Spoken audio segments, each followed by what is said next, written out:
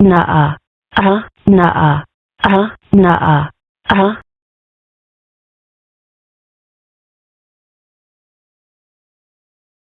What am I denying? I forget now. That's it.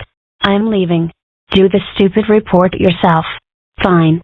I wouldn't want you to write it anyway, 'cause you're just stupid. Yeah, well, who cares what you think? Then again, if I'm so not stupid, why is not caring what she thinks requiring so much effort? I thought you didn't care what Felicia thought of you. I put on a good act. The truth is, everybody has power over me. I even care about the opinions of people I hate.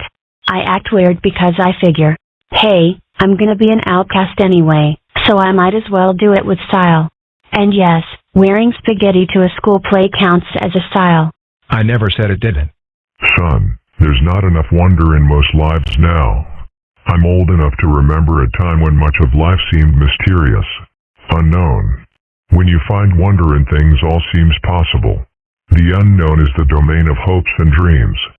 But when you dwell in absolute certainty and shy away from that which you cannot easily understand, then, paradoxically, control of your own destiny slips through your fingers. Yes, but did you have to try to order in Chinese? Nothing ventured, nothing gained, son. Look, for what it's worth, Felicia just called you stupid because it was a convenient word. Sigh, I know. We both know you're anything but. So does Felicia, if she bothered to think at all. Eep. I was so mad I left Felicia to do the report by herself. Oh, What were you saying about me not being stupid? This may not be the time to point this out, but your house is that way. There she is.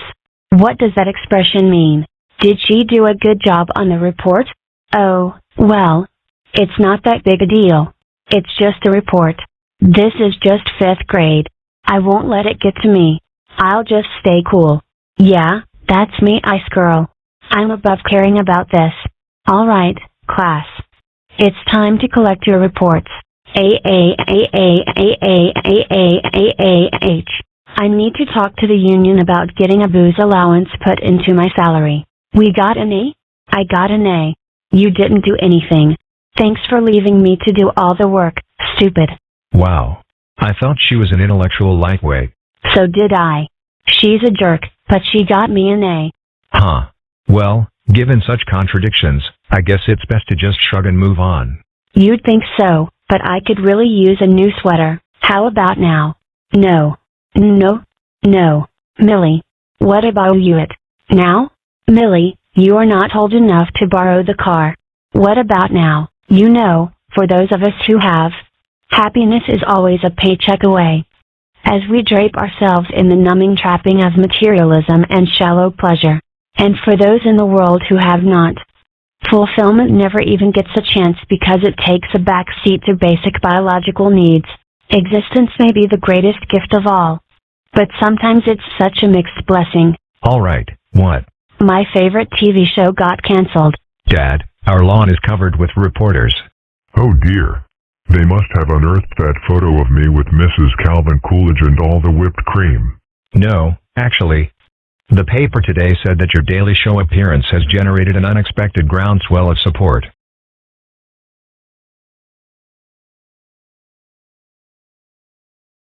Wait, what? I'll tell you that story when you're a bit older, son.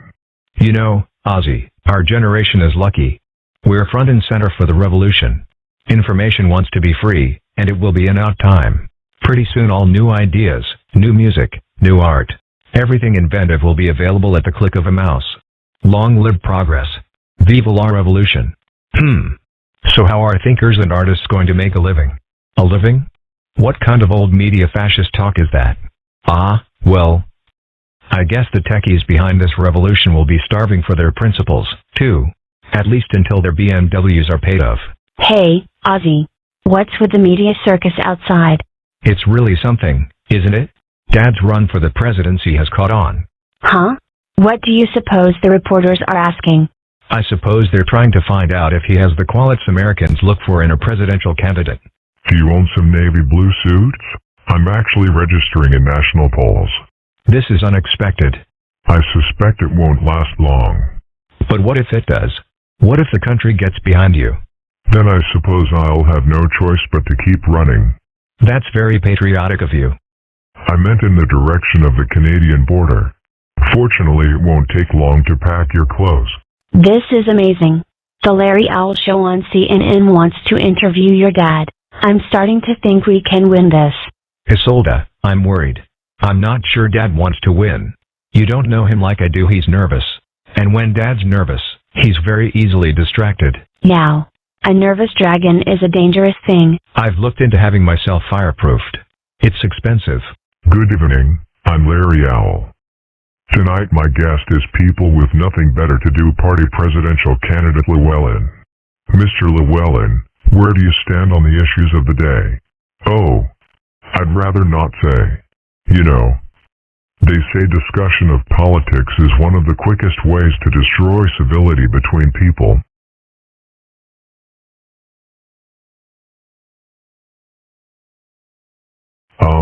Llewellyn, why am I interviewing you? Well, I for one enjoy your company. Mr. Llewellyn, to what do you attribute the sudden strong showing of your presidential run? Well, Larry, I have to thank a number often as years other candidates. This season has seen bids by Donald Trump, Warren Beatty and Hulk Hogan, and so large red lizard-like being who breathes fire is a baby step back toward sanity. You don't want to go too fast. Hey, Pansy. My dad saw your dad on TV. He says your dad's a pinko commie liberal fascist. Well, actually, Jeremy. Technically, that's a contradiction in terms. Fascism and communism were conflicting philosophies whose proponents fought wars with each other. Of course, some would argue that Stalin-proved communists could also be fascists. But others would respond that Stalin was a communist in name only, and Soviet-style communism wasn't. Millie, could you add geopolitical subtlety to the list of things that don't prevent schoolyard beatings? Actually, we added that to the list in the very first week, remember? Hello. My name is Ozymandias. Ozymandias Llewellyn. My father is running for president. I've been told by the campaign staff that my being in an ad will give the campaign a sort of family emphasis. My dad is great. He's smart. He's always nice to people.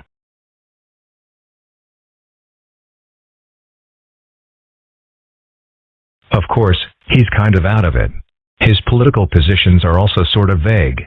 And, whenever he moves up in the polls he does tend to hide in the closet. And sometimes he accidentally lights things on fire. But vote for him anyway. Because, Cut. Wait, I've got it. Because he's never deliberately sat on me. Millicent, could you solve this problem for the class? Ow. Who knew there were problems that couldn't be solved by throwing money at them? Maybe you just shouldn't have thrown quarters. I'm bummed. I lost my favorite pencil. Well, keep things in perspective. Ultimately, you and I and everybody we care about will be dead. So none of this is going to matter.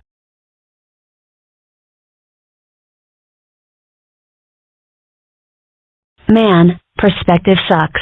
Sorry. I haven't seen your dad around in a bit. He's out on the campaign trail today. Oh? Trying to drum up votes? Ostensibly. Really, I think he's terrified he might win. So I'm not sure he's trying very hard. Ladies and gentlemen, allow me to introduce my running mate. And in my administration, we'll do things a little differently. First of all, I'll be taking a firm stand against something I believe we've all seen too much of: bread. I plan to make bread illegal. And there are some states of which I'm not terribly fond. I say let's expel a number of states from the country. Perhaps we could trade for part of Canada. Do you think your dad's trying to throw the election? That would be my guess.